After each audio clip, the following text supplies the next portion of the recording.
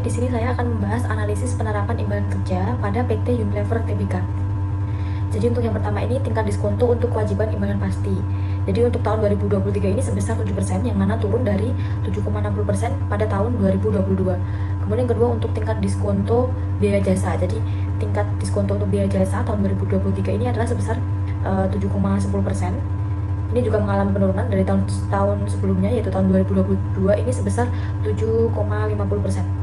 Kemudian untuk tingkat kenaikan gaji, ini perkiraan kenaikan gaji itu tetap di angka 7%, yang mana ini sama seperti 2022. Kemudian untuk tingkat imbalan pensiun ini turun menjadi 0,78% dari yang sebelumnya 0,83%. Kemudian yang selanjutnya adalah tingkat inflasi. Jadi inflasi diasumsikan sebesar 3,10%, yang sedikit lebih rendah dari tahun sebelumnya. Di tahun 2022 ini sebesar 3,30%.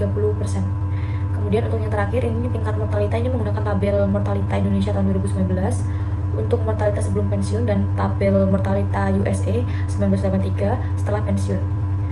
Untuk tingkat kecacatan, jadi PT Unilever ini tidak memberikan penjelasan mengenai tingkat kecacatan di perusahaannya. Baik, di sini saya akan menjelaskan mengenai asumsi-asumsi dari perusahaan dagang PT Jumbo Cable Company Tbk, yang dimana asumsi-asumsi ini yaitu terjadi pada tahun 2022 dan 2023. Dan yang pertama itu ada jumlah karyawan, yang dimana pada tahun 2022 itu jumlah karyawannya adalah 812, sedangkan di tahun 2023 terjadi kenaikan atau peningkatan menjadi 861. Untuk tingkat diskontonya pada tahun 2022 yaitu 7,43%, sedangkan di tahun 2023 itu terjadi penurunan yaitu 7,00%. Untuk tingkat kenaikan gaji masa depan di tahun 2022 yaitu 6,00%, sedangkan di tahun 2023 yaitu terjadi kenaikan 7,00%. Dan untuk tingkat pensiun normal di tahun 2022 dan 2023 itu sama, yaitu konsisten, yaitu di angka 58. Untuk tabel kematian di tahun 2022 dan tahun 2023 yaitu sama, yaitu berdasarkan TMI tahun 2019. Lalu tingkat kecacatan atau tingkat cacat di tahun 2022 dan di tahun 2023 itu sama, yaitu sekitar 5% dari TMI tahun 2019. Dan untuk tingkat pengunduran diri umur di bawah 30 tahun di tahun 2022 dan 2023 itu sama, yaitu di angka 4%. Baik, di sini saya mengambil perusahaan jasa yaitu PT Bluebird Terbuka. Nah, untuk bagian liabilitas imbalan kerja yaitu di sini ada usia pensiunan normal dengan rata-rata umur 68 tahun ke 68 tahun. Lalu untuk tingkat diskontonya yaitu 66,80% untuk tahun 2023 dan 7,26% untuk tahun 2022. Nah, untuk estimasi kenaikan gaji di masa mendatang yaitu sebesar 44%. Dan untuk tingkat mortalitas sendiri itu untuk tingkat cacat sendiri 0,1 dari tingkat mortality rate.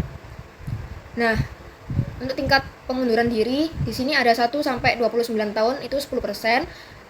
Lalu ada 30 sampai 39 tahun itu 5%, 40 sampai 44 tahun yaitu 3%, 45 sampai 49 tahun itu 2%, dan 50 sampai 54 tahun itu 1%, di atas 55 tahun itu 0%. Nah, dengan mutasi liabilitas imbalan kerja di laporan posisi keuangan, konsolidasian adalah sebagai berikut. Untuk saldo awal tahun 2023 yaitu 96,739, dan untuk tahun 2022 yaitu sebesar 92.515. Lalu untuk beban imbalan kerja tahun berjalan yaitu sebesar 18.116 itu tahun 2023, dan tahun 2022-nya itu sebesar 7.095. Lalu untuk reklasifikasi sebesar 862, dan untuk pembayaran imbalan kerja tahun 2023. Untuk tahun 2023 bagian pembayaran imbalan kerja tahun berjalan yaitu 9.197, dan untuk tahun 2022 itu sebesar 8.084. Rugi komprehensif lain tahun berjalan yaitu sebesar 1.006 untuk tahun 2023, dan untuk tahun 2022 sebesar 5.000 213.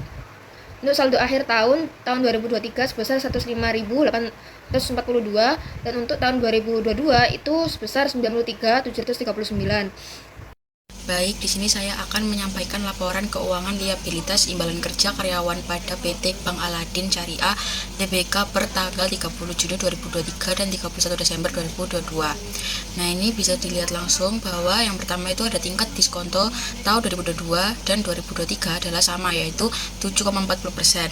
Lalu yang kedua ada tingkat kenaikan gaji tahun 2022 dan 2023 juga sama, yaitu 6% per tahun. Lalu yang ketiga ada tabel mortalitas yang digunakan adalah 10% TMI tahun 2019. Lalu yang keempat ada tingkat cacat tahun 2022 dan 2023 adalah 10% juga sesuai dengan TMI tahun 2019. Dan TMI 10% ini dibilang termasuk tinggi kemungkinan terjadinya kecacatan karyawan yang diasuransikan atau diperhitungkan. Namun, ini bukan berarti 10% dari karyawan akan mengalami kecacatan, melainkan ini adalah parameter asumsi aktuaria yang digunakan untuk menghitung kewajiban perusahaan dalam memenuhi tunjangan yang berkaitan dengan kecacatan. Lalu yang terakhir adalah usia pensiun normal, yaitu tahun 2022 dan 2023 itu juga sama, yaitu 56 tahun. Selanjutnya, di sini saya akan menyimpulkan dari masing-masing perusahaan. Yang pertama ada kesimpulan dari data pada PT Bank Aladin Syariah Tbk yang menunjukkan tidak ada perubahan. Jadi tingkat diskonto, tingkat kenaikan gaji, tabel moralitas, tingkat cacat, dan umur pensiun dari tahun 2022 dan 2023 masih menggunakan asumsi yang sama. Nah, hal ini dapat mempengaruhi penurunan motivasi dan kepuasan karyawan, kesulitan retensi, daya saing yang berkurang, dan dampak negatif pada hubungan kerja. Lalu yang kedua ada kesimpulan dari PT Unilever Indonesia Tbk. Ini menunjukkan perubahan asumsi dari 2022 ke 2023, termasuk penurunan tingkat diskonto untuk kewajiban dari 7,60% menjadi 7%, dan tingkat inflasi dari 3,30% menjadi 3,10%. Sementara asumsi lainnya seperti kenaikan gaji tetap stabil. Penyesuaian ini dapat mempengaruhi estimasi biaya imbalan kerja, serta berdampak pada motivasi, retensi, dan hubungan kerja karyawan. Yang ketiga ada kesimpulan dari PT Jembo Cable Company Tbk. Ini menunjukkan perubahan asumsi dari tahun 2022 ke 2023, termasuk kenaikan jumlah karyawan dari 812 menjadi 861, tingkat diskonto dari 7,43% menjadi 7%, dan tingkat kenaikan gaji masa depan dari 6% menjadi 7%. Sementara asumsi lainnya tetap stabil. Dari asumsi atau penyesuaian tersebut dapat mengaruhi estimasi biaya imbalan kerja serta berdampak pada motivasi, retensi, dan hubungan kerja setiap karyawan. Selanjutnya ada kesimpulan dari PT Bluebird Tbk. Ini menunjukkan perubahan asumsi dari tahun 2022 ke 2023, yaitu memiliki karyawan sejumlah 3.054 dan memiliki karyawan tetap yaitu 2.893, dan tingkat diskonto dari 7,25% menjadi 6,50%, dan tingkat kenaikan gaji masa datang sebesar 4%, sementara tingkat cacatnya yaitu 0,1%. Dan dari asumsi atau penyesuaian tersebut dapat mempengaruhi estimasi biaya imbalan kerja serta berdampak pada motivasi, retensi, dan hubungan kerja setiap karyawan. Nah, dari beberapa kesimpulan dari keempat perusahaan tersebut, yaitu PT Unilever Indonesia Tbk dan PT Jembo Cable Company, menunjukkan penyesuaian yang lebih positif atau lebih baik dari lainnya, karena kondisi karyawan melalui perubahan asumsi, terutama dalam hal kenaikan gaji dan penyesuaian imbalan kerja. Keduanya dapat dianggap memiliki pendekatan yang lebih baik dalam meningkatkan motivasi, retensi, dan hubungan kerja karyawan dibandingkan dengan PT Bank Aladin Syariah Tbk dan PT Bluebird Tbk yang perubahan asumsinya lebih stabil atau minim.